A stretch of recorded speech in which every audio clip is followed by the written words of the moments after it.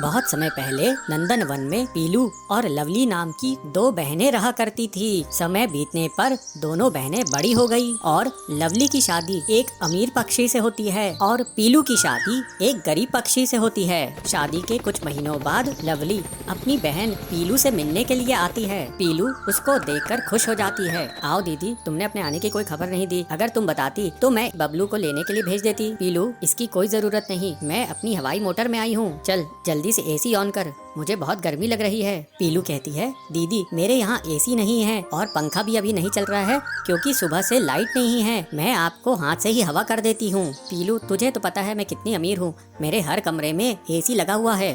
तेरी इतनी औकात कहाँ कि तू एसी खरीद सके।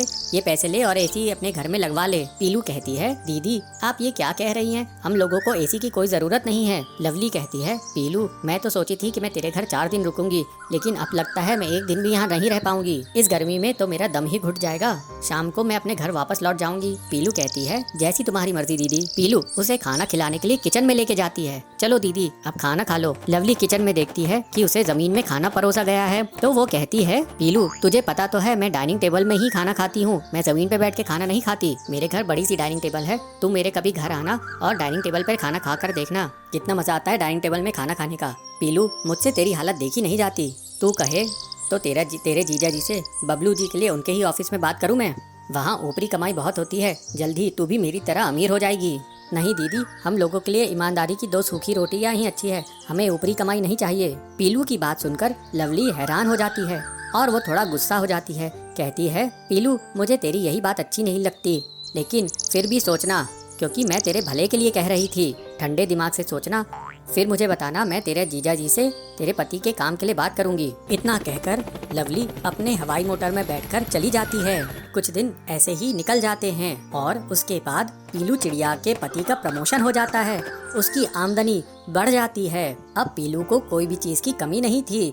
कंपनी की तरफ से उन्हें एक शानदार घर भी मिलता है और एक हवाई मोटर भी मिलती है। पीलू खुशी खुशी अपना जीवन बिताने लगती है। वहीं दूसरी तरफ लवली का पति रिश्वत लेते हुए रंगे हाथों पकड़ा जाता है और गिरफ्तार हो जाता है। उनका बंगला, हवाई मोटर, एसी सब जब्त हो जाते हैं। इस बात का पता जब पीलू को चलता है तो वो अपनी बहन से मिलने के लिए जाती है। अपनी बहन से मिलकर पीलू कहती है, दीदी जीजा जी की इस हालत की जिम्मेदार कहीं ना कहीं तुम भी हो। तुमने जीजा जी को कभी भी गलत काम करने से मना नहीं किया, तुम्हारे सर पर तो अमीरी का भूत सवार था। लवली कहती है, पीलू मुझे माफ कर दे, मैं लालच में आकर सही गलत का फर्क करना भूल गई थी। तू किसी तरह मेरे पति को छुड़ाने में मेरी मदद कर। दीदी आप चिंता मत करो, मैं अपने पति से जीजा जी को छुड़वाने में मदद करूंगी। तब तक तुम मेरे घर चलो, मेरे साथ रहो।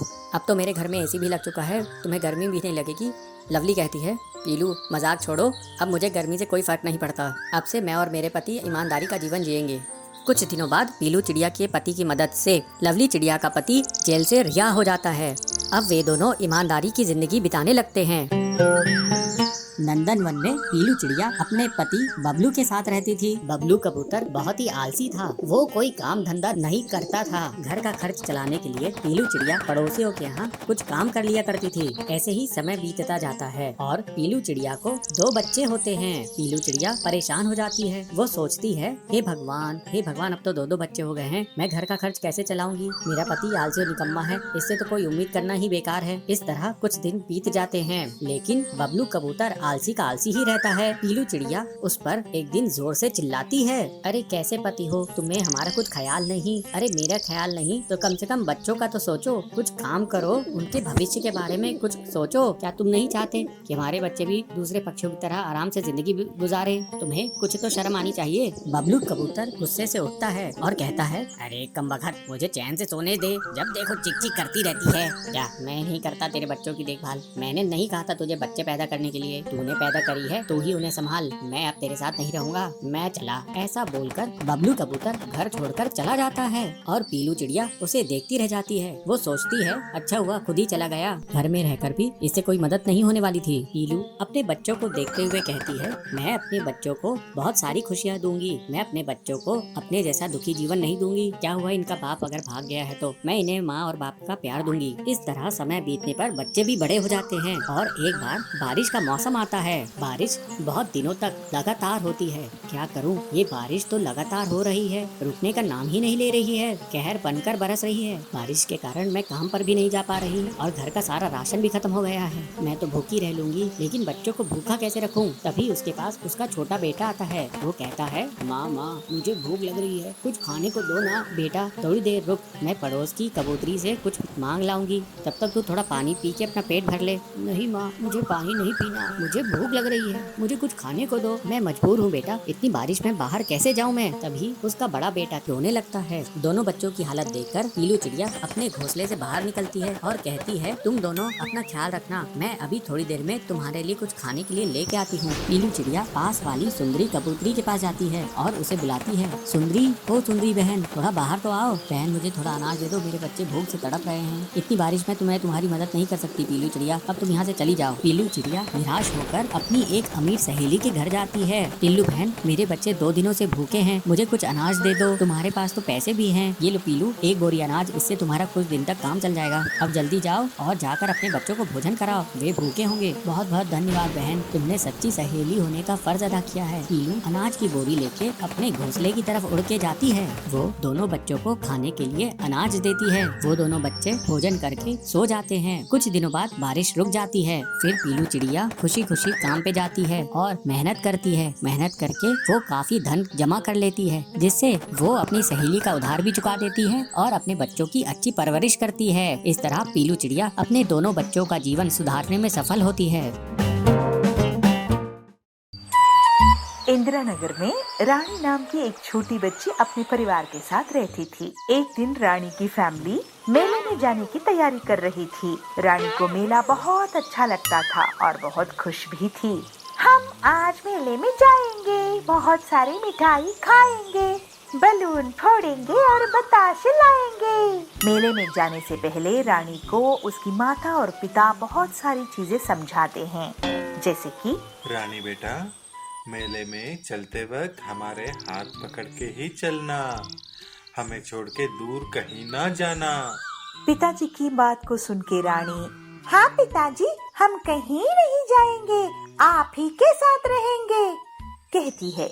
और उसकी माँ कहती है, देखो रानी, कोई अगर कुछ भी देना, खाना नहीं, आपको जो चाहिए हमें बताओ, हम आपके लिए खरीदेंगे। तो माँ को भी रानी कहती है, हाँ माँ, जैसे आप कहो। तो ऐसे तैसे करके रानी और उनकी परिवार की यात्रा चल पड़ती है मेले की ओर। मेले में जाते वक्त सब लोग नाश्ता करने के लिए उतर जाते हैं। अरे जल्दी जल्दी नाश्ता खत्म कर लो, वरना मेले में जाने के लिए देरी होगी। रानी बेटा, आ जाओ, तुम भी खा लो, यहाँ वहाँ देखते पीछे ना रह जाना। सबकी बातों को रानी मुंडी हिलाती है, मगर रास्ते में आने जाने वाली गाड़ियों को देखते, उसमें बैठे लोगों को टाटा करते हुए और हड़बड़ी में रानी की पूरी फैमिली रानी की ख्याल न करते हुए चले जाते हैं। बीच रास्ते में खड़ी रानी को याद आता है कि अपना परिवार चला गया है, ना उसको घर का पता है और ना मेले का। घर का रास्ता नहीं मिलने के कारण रानी काफी देर से परेशान हो जाती है। रानी के घर वाले मेले में जाने की खुशी में गाते बजाते आगे निकल जाते हैं। उनके साथ मेले में जाने वाले और परिवार भी जुड़ जाते हैं और रानी अपने साथ नहीं है इसका ख्याल ही उन्हें नहीं आता है। घर की रास्ता ढूंढने में परेशान रानी, अरे चाचू, आपको इंदिरा नगर का रास्ता पता है? अरे नहीं बेटा, इंदिरा नगर में कहाँ जाना है आपको? मेरी घर की पता तो पूरा मुझे नहीं पता। ऐसे कहते हुए रानी आगे निकल जाती है। रानी को भूख बहुत सताने लगती है। भूख से जोर से रोती हुई रानी चलते चले जा रही है। ऐसे ही अपने घर की पता ढूंढते हुए रोते जाने वाली रानी को रास्ते में चॉकलेट की गाड़ी गुजरता हुआ नजर आता है और उस गाड़ी से एक बड़ा सा चॉकलेट नीचे गिर जाता है। रानी के तो भाग्य खुल गए। रोते रोते जाने वाली रानी की मुंह पे मुस्कुराहट आती है। अरे मुझे भूख लगी थी तो भगवान ने इतनी बड़ी चॉकलेट दे दी। ऐसे कहते हुए रानी अपने घर की रास्ता ढूंढना भूलकर उस चॉकलेट को उठाती है। चॉकलेट इतना बड़ा था कि रानी के हाथ से उसको उठाना भी नहीं हुआ। तो रैपर खोल के रानी एक जगह पे एक टुकड़ा तोड़ के खाने शुरू करती है और उसी समय वहाँ पे एक पुलिस की गाड़ी आती है। रानी को फट से याद आ जाता है कि उसे घर भी पहुँचना है, तो दौड़ के जाके पुलिस की गाड़ी को रोक लेती है। पुलिस अंकल, मैं ना रास्ता भूल गई हूँ, मुझे घर जाना है। बेटा, आपका घर कहाँ है? एड्रेस क्या है? मुझे तो सिर्फ इतना पता है कि मेरा घर इंदिरा नगर में है। तब पुलिस वाला भी परेशान हो जाता है और रानी को कहता है, कोई बात नहीं, हम आपको घर पहुंचा देंगे। कहते हुए रानी को गाड़ी में बिठाता है, मगर रानी थोड़ी ही आने वाली थी। वो कहती है, पहले अपना चॉकलेट उठा ले। पुलिस वाला भी डट जाता है, या रानी को ले जाएगा या फिर चॉकलेट को। तो रानी दोनों हाथों से खींचते हुए उस चॉकलेट को गाड़ी में चढ़ा देती है। गाड़ी में बैठ के पेट भर चॉकलेट खाती है। रानी ने सोचा थोड़ा बहुत इसे पुलिस वाले को भी दे दे और बाकी बचा हुआ घर ले जाए, ताकि घर में जो उनके परिवार है वो भी खा सके। हाँ, इतनी अच्छी चॉकलेट तो अकेले नहीं खाना चाहिए, ज्यादा चॉकलेट खाने से दांत सड़ जाते हैं ना। ऐसे मन में कहते हुए पुलिस वालों को भी एक एक टुकड़ा चॉकलेट तोड़ के देती है। उतने में पुलिस स्टेशन भी आ जाता है।